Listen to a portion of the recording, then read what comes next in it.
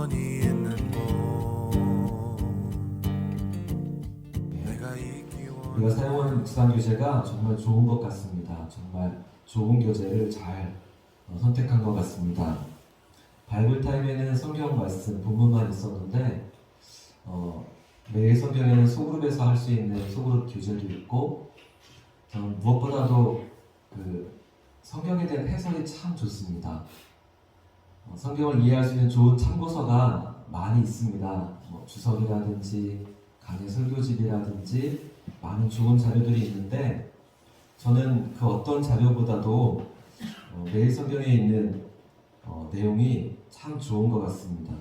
지금까지 많은 책과 자료들을 보아왔는데 매일 성경에 나오는 설명이 정말 마음에 듭니다. 여러분 이 교재를 한 번만 사용하고 이렇게 버리지 마시고 일기장처럼 혹은 좋은 성경의 참고 도서처럼 이렇게 서재에 잘 간직하시고 활용하시면 좋겠습니다. 그리고 중보기도단도 있는데 공동체를 위한 기도와 열방을 향한 기도도 나와 있습니다. 아침에는 성경을 묵상하시고 잠들기 전에는 열방을 위해 기도하고 주무시면 참 좋을 것 같습니다. 예수님이 제자들과 함께 사마리아를 거쳐 갈릴리로 돌아오셨습니다. 그러면서 도착하시면서 예수님께서 이런 말씀을 하셨습니다. 선지자가 고향에서는 높임을 받지 못하느니라. 예전부터 늘 선지자가 자신의 고향에서 인정을 받지 못하였다라고 하셨습니다. 예수님도 어릴 때부터 갈릴리의 사람들이 늘 예수님을 보아왔습니다. 요셉이라는 목수의 큰 아들입니다. 너무나 잘 안다고 생각하기 때문에 예수님을 믿는 것이 어려웠습니다. 선입견이라고 할까요? 너무 잘 알고 있다고 생각하는데 사실은 너무 모르기 때문에 예수님을 믿는 것이 참 어려웠습니다. 오늘 본문에서 한 가지 궁금한 것이 있습니다. 그것은 믿음이라는 것입니다. 우리는 언제 어떤 계기로 믿음을 갖게 될까요? 선지자는 고향에서 높임을 받지 못한다. 갈릴리 사람들이 그런데 예수님을 영접하는 사람들이 있었습니다. 본문 앞쪽에 보면 사람들이 나와서 예수님을 환영했는데 그 이유가 예루살렘에서 예수님께서 행하신 일들을 보았기 때문이다 라고 했습니다. 그런데 그들의 믿음, 그들의 기대가 온전한 믿음은 아니었습니다. 예수님은 예루살렘에서 본 표적을 보고 갈릴리 사람들이 가졌던 예수님을 향한 기대, 소외되고 폭동과 또 그 정치적 불안에 늘 시달렸던 그 사람들이 예수님을 정치적인 메시아로 기대하고 예수님을 환영했던 것입니다. 안타까운 것은 지금도 정치적인 목적을 가지고 신앙을 이용하려는 사람들이 있다는 것입니다. 어떻게 보면 목표가 맞다라고 할 수 있습니다. 그러나 그 방법과 도구를 신앙을 가지고 사용하는 것은 옳지 않습니다. 이처럼 자기들의 욕심을 채우려고 예수님을 찾아온 사람들은 표적과 이적을 구할 뿐이지 온전한 믿음은 아니었습니다. 온전한 믿음이라고 하는 것은 예수님의 뜻을 깨닫고 그 뜻에 순복하는 것입니다. 자기들의 욕망을 채우기 위해서 예수님을 환영하는 것이 아닙니다. 그것은 마치 파리가 꼬이는 것과 다르지 않습니다. 그런 사람들이 모여든 가운데 예수님께서 갈릴리 가나에 이르셨는데 그때 한 사람이 예수님을 찾아왔습니다. 그는 왕의 신하였습니다. 그의 정확한 직위는 성경에 나오지 않지만 아마 제법 높은 관직이었을 거고 그의 집안도 굉장히 부유했을 거라고 생각됩니다. 나름 성공한 사람인데 남부럴 것 없는 사람이 절박한 심정으로 예수님을 찾아온 이유가 있습니다. 그의 아들이 병들어 죽게 된 것입니다. 그는 할 수 있는 모든 일들을 했을 겁니다.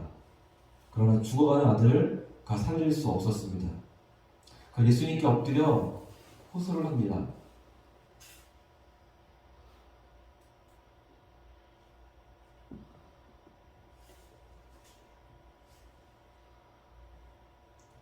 보여주실래요? 예수님 내려오셔서 제 아들의 병을 고쳐주소서. 그런데 예수님께서 너희가 표적과 기사를 보지 아니하면 도무지 믿지 아니하리라 라고 말씀하십니다. 여러분은 무엇을 보고 예수님 믿게 되었고 예수님을 따르고 계십니까? 여러분의 믿음을 확증한 그 근거는 어디서 나왔습니까? 내가 믿기로 결단한 것입니까? 아니면 하나님의 선물로서 믿어진 것입니까? 믿음의 결단, 즉 내가 믿기로 결단했다. 아니면 난 어느 순간 믿어졌다. 어떻게 믿지 않을 수 있느냐? 이 둘 중에 어느 것이 올바른 믿음일까요? 우리 교회가 엄남동에 있을 때 어떤 분이 찾아와서 저에게 상담을 요청했습니다. 50대 후반으로 보이는 여인은 정신과 치료를 받고 있었습니다. 조울증이 너무 심해서 약을 먹고 있는데도 그 병이 낫지 않는다고 했습니다. 그래서 직장 생활도 어려워서 틈틈이 허드렛 일을 하고 있고 또 중학생 되는 자녀도 있다라고 했습니다. 이야기를 나눠보니까 굉장히 예민한 성격이었습니다. 하지만 차분하고 조리 있게 이야기도 참 잘하는 그런 분이었습니다. 조울증만 아니었으면 상당히 똑똑한 사람인데 병 때문에 더 나이도 들어 보이고 몸도 이렇게 힘이 쭉 빠져있는 그런 모습이었습니다. 그런데 이분의 진짜 고민은 바로 믿음이었습니다. 하나님께서 살아계심을 분명히 믿습니다. 예수님의 십자가 복음도 너무나 잘 알고 있습니다. 그러나 하나님이 나를 사랑하지 않는 것 같습니다. 기도합니다. 정말 많이 기도했습니다. 그러나 나의 질병이 그대로입니다. 간절하고 진실된 기도를 드렸는데도 아무런 변화가 없는 거 보니까 하나님이 나를 구원하지 않은 것 같습니다. 나는 구원받지 못했구나. 이 생각을 하니까 더 우울합니다. 하나님도 알고 성경도 알고 십자가 복음도 압니다. 그러나 믿음이 없습니다. 나는 구원받지 못한 것이 분명합니다. 여러분, 믿음은 결단일까요? 아니면 하나님의 선물일까요? 에베소서 1장 5절에 그 기쁘신 뜻대로 우리를 예정하사 예수 그리스도로 말미암아 자기의 아들들이 되게 하셨으니 라고 했습니다. 성경은 하나님은 전지전능하시며 모든 것을 섭리하시고 다스린다 라고 말씀합니다.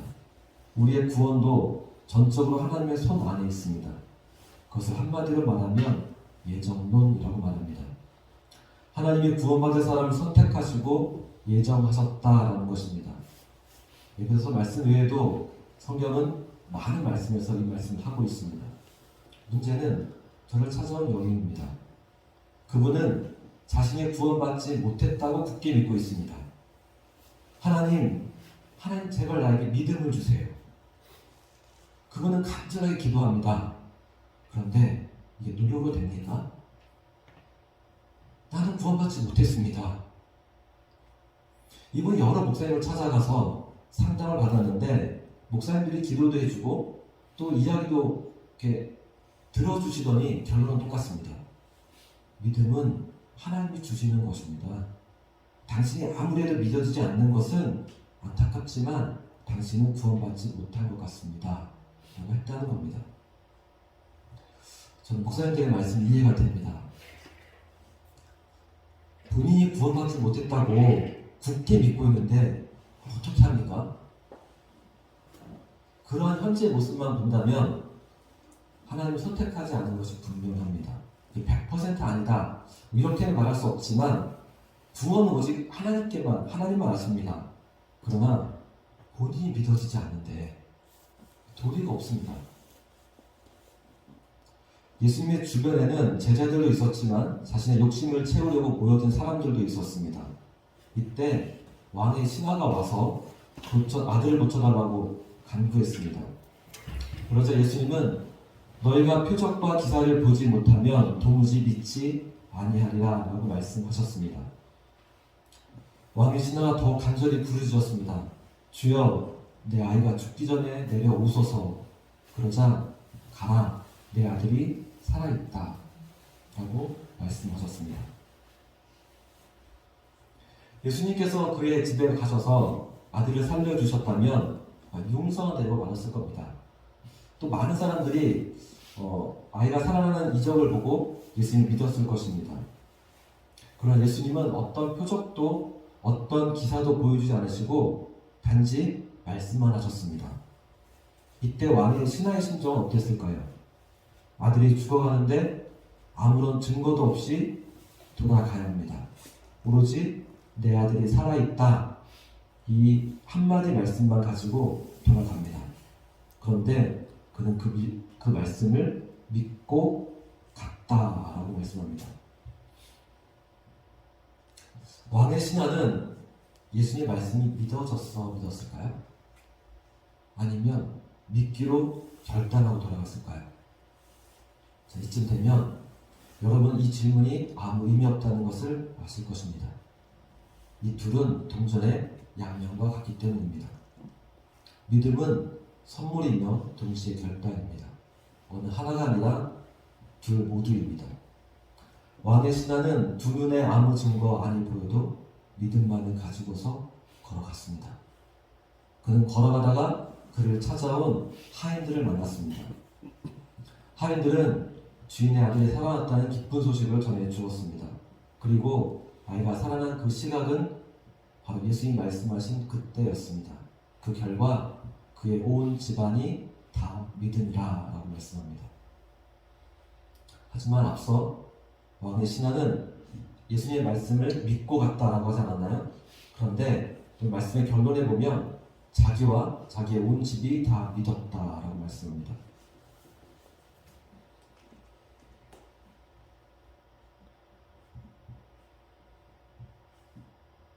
저를 찾아왔던 분은 그 이후로도 두어 번은 더 찾아온 것 같습니다. 제가 잊을만 하면 지나가다 들렸다라고 말씀하시고 들어오셨습니다. 그분과 마지막으로 이야기할 때 제가 이런 말씀을 드렸습니다. 예수님은 한 번도 거절하신 적이 없습니다. 그분을 찾아온 사람을 단 한 번도 그냥 돌려보내신 적이 없습니다. 반드시 고쳐주셨습니다. 왜 기도에 응답하지 않으신다고 생각하시나요? 예수님은 아무리 보잘것없는 사람이라도, 심지어 이방인이라도, 심지어 죄악 가운데 있었던 여인이라도 단 한 번도 거절한 적이 없으십니다. 예수님은 그 누구도 차별하지 않으셨습니다. 누구는 사랑하시고 누구는 거절하시고 그러지 않았습니다. 누구든지 예수님께 간구하면 다 용서하시고 다 용납하시고 다 구원해 주십니다. 그분이 깜짝 놀란 표정을 짓는 겁니다. 제게 예수님 정말 그런 분이냐고 물어보았습니다. 성경을 보십시오. 성경 가운데 그 누구의 간청이라도 듣지 않으신 적 있으십니까? 예수님 반드시 들어주십니다. 믿음은 하나님의 선물이며 동시에 우리의 결단입니다. 또한 믿음은 관계 안에서 자라나는 것이기도 합니다. 제가 지난번에 저희 집 강아지 이야기를 분명히 한 적이 있습니다. 제가 맛있는 음식을 들고 나가면 이 레고가 펄쩍펄쩍 져서 뜁니다.